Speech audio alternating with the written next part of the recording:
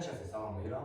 Bildiyimiz kimi buraxılış imtahanına sayılı günlərimiz qalıb və bu gündən etibarən çalışacağıq ki, hər gün sizinlə buraxılışa dəstək şüarı altında bir sualın izahlı videosu təqdim edək.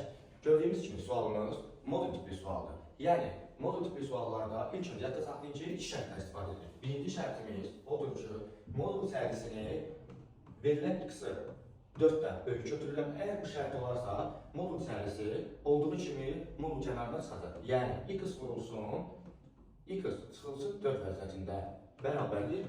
X kvadratı çıx 30. Buradan mən mötərizəni vurub atmağa çalışsam, 4x bərabərdir. X kvadrat çıxılsın 30 alacaq. Bütün tənliyi bir tərəfə yığırıq, bərabərdir. Mənfi 30. Buradan x kvadratlar islah olunacaq. Mənfi 4x bərabərdir. Mənfi 30.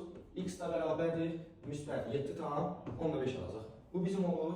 X birinci kökümüz. İkinci şərtimiz isə olacaq. X-ın 4-dən kiçik şərti. Bu zaman modul içərisindəki ifadə yerini dəyişərək çıxarılır. Qalan x kvadratı çıxılsın 30 olduğu kimi.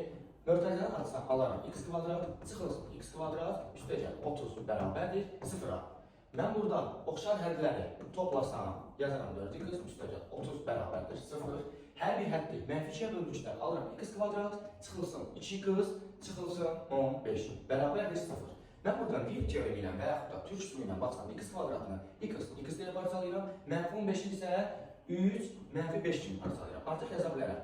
X üstəcək 3 vurulsun, x çıxılsın 5 bərabərdir 0. Artıq burada iki şərt alıram. Birinci şərtimiz olur, x bərabərdir mənfi 3, ikinci şərti isə x bərabərdir müsbət 5. Müsbət 5 şərti də bizim əvvəldə verildiyi şərti ödəmədiyinə görə bunu hesab etmirik. Edir x 2-ni mənfi 3. Kökləri cəmi isə x1 üstəcək x2-ni hesablasaq, alarıq ki 7 tam 15, yəni x1 üstəcək mənfi 3 bərabərdir. Buradan alırıq müsbət 4 tam 5.